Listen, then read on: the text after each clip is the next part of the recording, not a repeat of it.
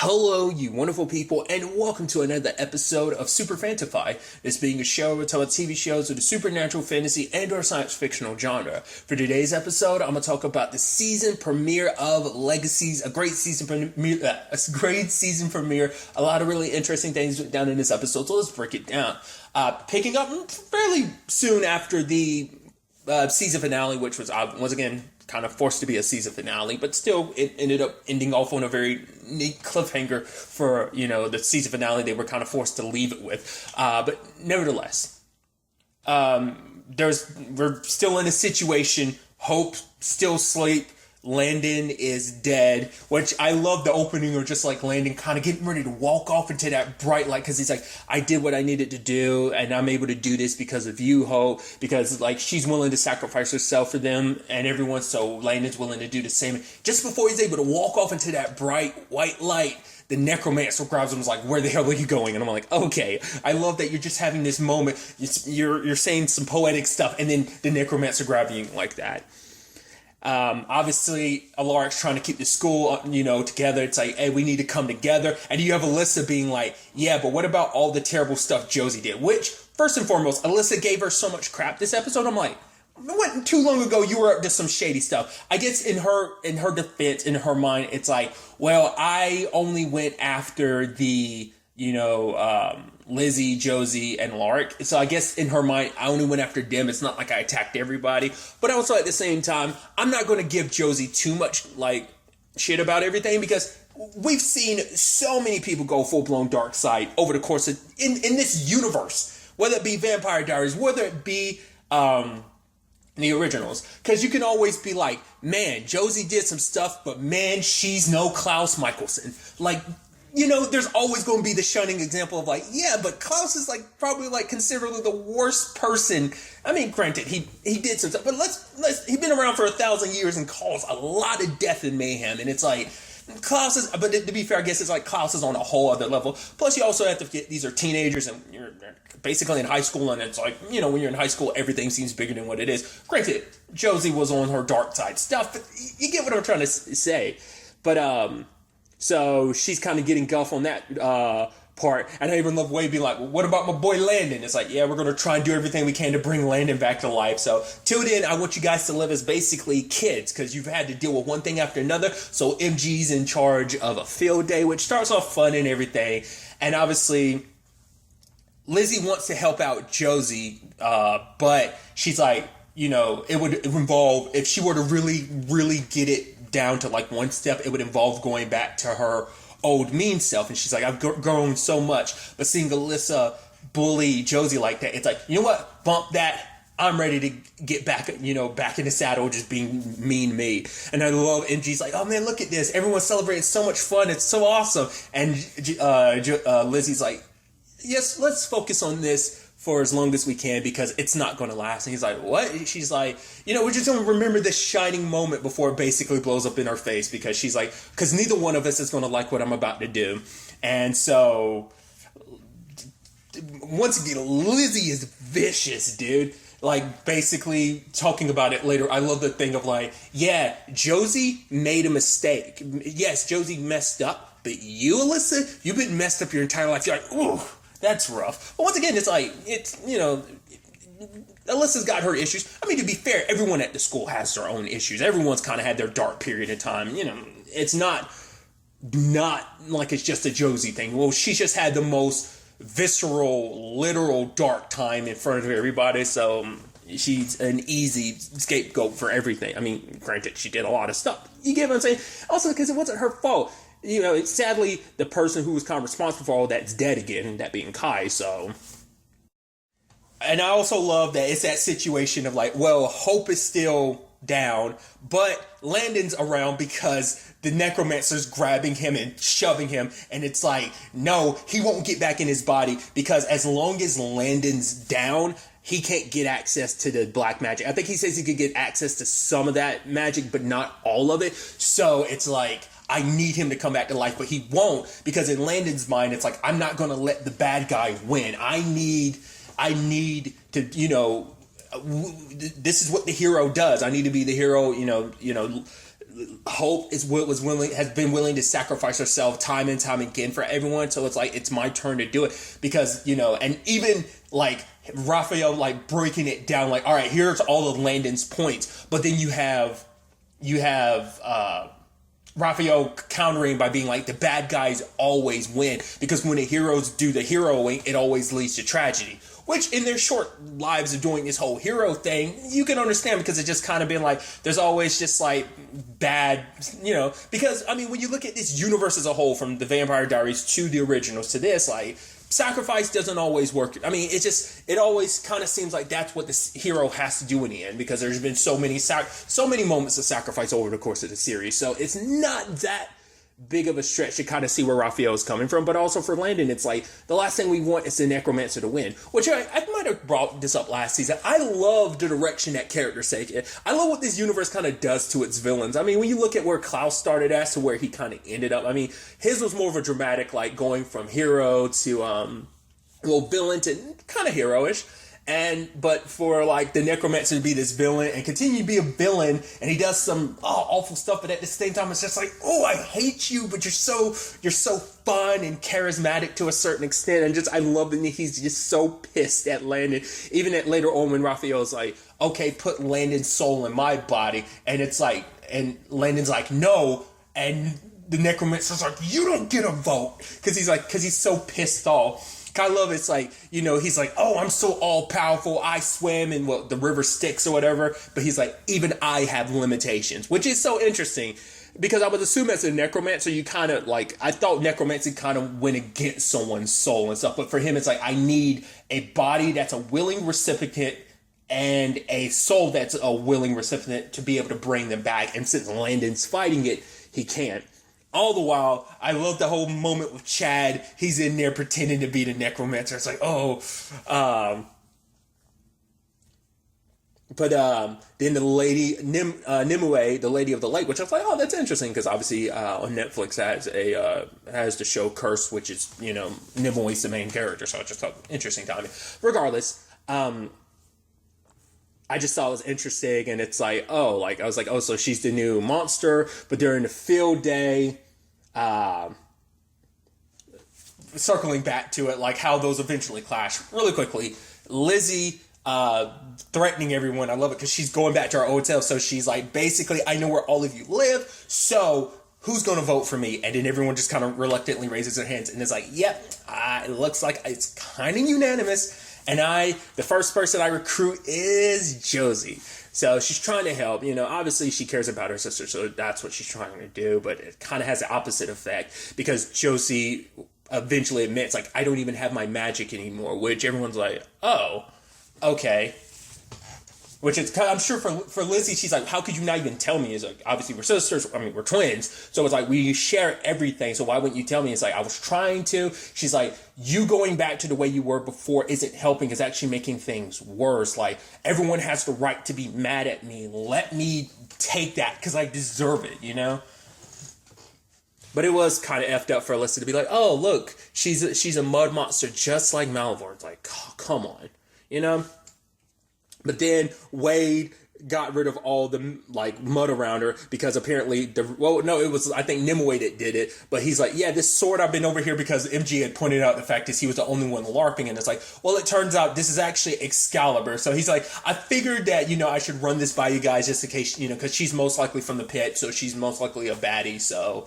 And I also love that the show made a point where it's like, well, if you don't want to get mixed up in all this, and literally everyone that isn't kind of like part of now kind of like the main crew of characters, or at least the recurring characters. I even love that Pedro shows up and it's like, what are you doing? He's like, this is where I'm supposed to be. Like, I was over there finger paint, and in the moment things got serious, he ran away. I was like, that was actually, it's like, oh, look at you, little man, being brave. It's like, oh, you're running away. Hey, it's okay, little man. It was still pretty dope with you sticking around longer than anyone else did. So that's something. But it turns out, basically Nimue's like, well, you need to give me the sword because something even greater is coming. But it's like, oh, obviously monsters that have come from the pit have kind of lied and manipulated before. So it's like, how do we know to trust you? Then the Green Knight shows up. And I like that. It kind of immediately, maybe, I've never seen the movie, but I've heard people talk about it. It follows the whole thing about like the thing that it's very, very slowly coming after you. Also kind of reminds me a little bit of the snail from, the whole, I guess that's part of Achievement Hunter lore now, the whole snail thing. Because I think that actually started on the RT podcast, if I'm not mistaken. Like that whole bit about the snail that comes after you is unrelenting. I think it wasn't like $1 million, but initially, I think that's where that stemmed from. I think it was a literal $1 million but, or did it start on the podcast as $1 million but, or was it regardless, tangents and all that. So it kind of reminds me of this like slow coming thing, but that's because Nimue put a curse on it. Like the closer it gets, the slower it goes. So it's like, all right. But I love the whole bit where it's like, okay, like Jed's like, you know what, I got this. And it's like, and she's like, wow, she's like, you're so hot right now. He's like, yeah, you know it. And he's, charging up. And then bam, gets swatted away. And everyone else is like, ooh, that was like, oh, poor Jed. Try to be cool in front of Alyssa and kind of landed on your ass. And I love the whole bit about Nimue slowly but surely dishing out information, because it's like, actually the only thing that can beat him is the sword. It's like, why didn't you say that before? And it's like, you have to be because I love the whole thing of like, okay, everyone's trying to decide like, okay, we need to pull the sword out. And everyone's just kind of like, Wade's kind of like, well, if I don't have to, and it's like, nah, come on, He was trying to bail out of it a little bit because he was kind of obviously getting freaked out because like, it's like, if we let this thing run rampant, it's going to be the end all be all of everything. So what are we going to do? And there's the debate back and forth about who's going to pull the sword out. And I love the initial situation of, it's like, who's willing to sacrifice himself to go toe to toe with it. And obviously, Lizzie said some really effed up stuff to kind of get Alyssa to bounce. But then Josie's like, she's right. I should be the one to sacrifice myself. You wanted me to do something heroic to kind of gain everybody's trust and forgiveness. This is it. So even if I have to sacrifice myself to do it, it's worth it in the end. But before she could, pull that out herself, Josie is like, well, you're not going to do it alone. Lizzie's like, you're not going to do it alone. So they have this, it's like this beautiful moment. It's just the twins coming together and they're pulling on a sword and they can't pull it out. And it's like, wait, what? And it's like, well, it turns out what you need to do, the sword, the only way to pull the sword out is because you have to be worthy, which obviously everyone kind of knows that's Excalibur's thing. But I just love that she's slowly dishing out information. And Lizzie's like, really? You're telling us now? And I love that that's a continuous bit. And everyone's getting their turn, but it's not going to work. And it's like, well, and then MG's got his rousing speech of like, forget what this says, like, believe in me, like, believe in us. We can do this. And she's like, and then Nimue's like, I don't believe you can because you're not worthy unless you have royal blood in you. And it's like, wait, that's what you mean by worthy? It's like, of course. And it's like, why didn't you tell? It's like, once again, she keeps dishing out information at the wrong time. I was almost halfway expecting it to be a thing of everyone has to like grab on the sword together, but I guess that wasn't the case either. But I like I said, I just love that moment of just like, yeah, Lizzie and Josie, such a rousing, special sister moment. And it's just like, oh, it doesn't matter because we're not considered worthy. And so my mind started going, because obviously what sparked MG was the whole thing about, you would need someone like Hope. Because at first I was like, would Hope technically be of royal descent? I was like, at some point in time, Klaus had to have become a king at some point in time, but I don't know if that would necessarily work. Plus, she's also like one of a kind, her being a tri-bred, so I wonder will that kind of work in that favor. I'm wondering if it came down to it, would she have been able to? Would she have technically been worthy or not? I don't know. But then I start thinking like maybe it'll actually be Landon that's worthy. I was actually surprised when it kind of like the way, initially Alaric's thinking like the reason why Hope is in her state is because she realizes that Landon's dead and she doesn't want to come back, which he's like, I get it. He's had so many deaths around him. He's like, I get the feeling of not wanting to come back. He's like, I get that, but they need you. We need, he needs you, but so do we. Because obviously it's like, that's another daughter to him. And it's like, he doesn't want to see her in that state. So he's like, I understand where you're coming from with this, but it's like, we need you to come back, Hope, And I was wondering if that was going to be the case. But, once again, the whole point was like, we don't know if Hope is going to come back. So it's like, we need to kind of, hold down the fort because, she sacrifices herself for us. So it's a time for us to kind of step up and be worthy of that, and do our hero thing. But, and obviously the back and forth between Landon and Raphael about him coming back. So it's like, either you can be in my body or you can be as yourself. But when it's all said and done, when it does wake up, who do you think Hope is going to want to see first? And so then you have Raphael showing up, helping MG up, pulling the sword out at the same time. I was like, yo, because I would have kind of almost expected, I was like, okay, could it end up being,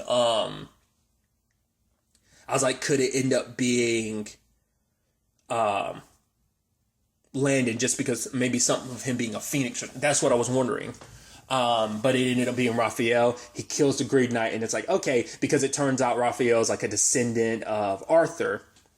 Which part of me is also wondering, I was like, well, he doesn't really know his biological family. So I was like, maybe he's technically like, I was like, maybe some wolf, royalty to like, some werewolf royalty or something like that. But I was like, maybe that's not the case. But regardless.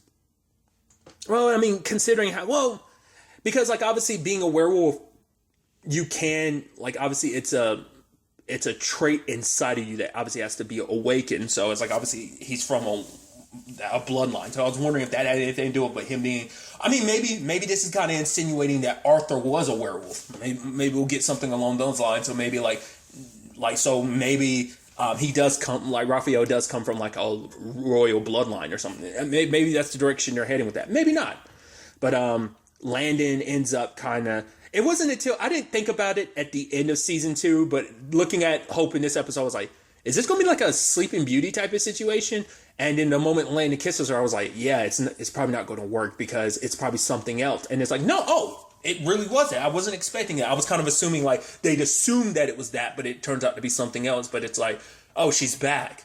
I was like, but then I started getting worried. I'm like, is this in his head? Is this in her? Like, is this real? But it's like, no, it is. Because she knew on some level he wasn't alive and she didn't want to come back. Subconsciously she knew that. So, but it's like, why did you come back? It's like, well, I knew you'd kick my ghost ass if I didn't. And she's like, yeah, but me and Raphael also promised that we get up every day to fight the bad guys, so neither one ever wanted to be too far from each other. So but then Raphael shows up. He's like, oh, I'm sorry for ruining the moment. But he's like, come on, dude. He shows off the sword and everything. I'm like, I'm so curious to see where that storyline ends up going.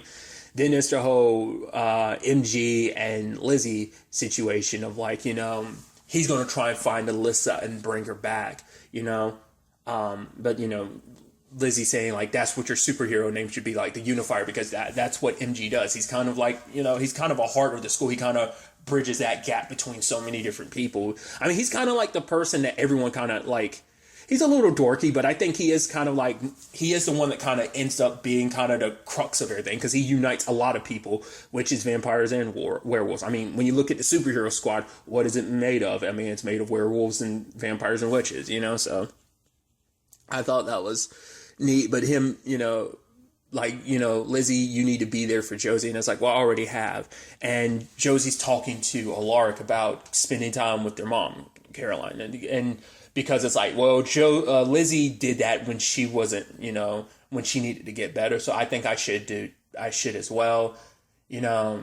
She's like, that Lizzie suggested I should kind of be the main focus for a while, which Alaric reluctantly goes, I think it's a good choice, because for him, it's like, he's like, I have a tendency to kind of like hold tight to so much. And because of that, like, he's like, I kind of give birth to a lot more chaos because of the way I handle things. And so for him, it's like, I've got to learn how to kind of let go a little bit. So that's going to be interesting to see what that ends up being. I'm curious, are we going to have like a whole bunch of episodes without Josie, or is it just going to be like a time skip of like, oh, it's been this amount of time and Josie's back, and it's like, oh, I'm that's a lot to deal with. Plus, she's also still, there's going to be probably a big climactic reason she ever gets her magic back, because she doesn't trust herself with it after everything. I don't know if spending time with her mom is necessarily going to remedy that, but we'll see.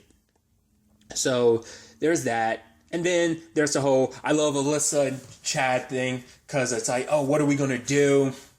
Because I was worried. I was like, when Nimue showed up earlier in the episode, later on, I was like, wait, where's Chad? We haven't seen Chad. And then lo and behold, he shows up at the school because he's looking for Hope, because it's like, yeah, it kind of needs a champion. And it's like, well, And then like Chad disappears, and then we see him at the end of the episode, and like him and Alyssa, like, you know, what they're gonna do, and he's talking about going back to his old job, and he's like, maybe I can make it to management. And then like Alyssa's like, well, good luck, Chad. And he starts throwing up blood. She's like, what the hell? And he dies. I was like, oh.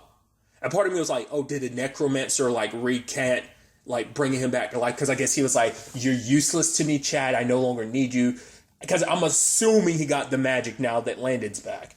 But Alyssa goes to him and is like, well, he's like, you don't have to worry about dying, like, Chad, as long as you promise to be my eternal acolyte. So that's going to be interesting, because it's going to be like, okay, necromancer, what are you going to be up to now? And, you know, there's no getting Alyssa back, at least for now, because now it's about self-preservation. It's like, I'll work with the bad guys, even though she literally says she was Team Monsters. It's ironic, because in the long run, she kind of is now. But she's doing that now out of self-preservation, because it's like, well, if I don't, I'm going to die again. So I kind of have no choice in this matter. So it's going to be interesting to see what that goes. I'm so excited and happy to have Legacies back. I'm curious to see where the original storyline for season 2 is going to end, but also where season 3 is going to take us with all of this. It's going to be interesting to see where let alone where all this ends up taking us going forward into the next episode. But really, that's all I'm going to talk about. Till the next time we meet, be happy, be safe, live life to the fullest, and enjoy it. Good day, and goodbye.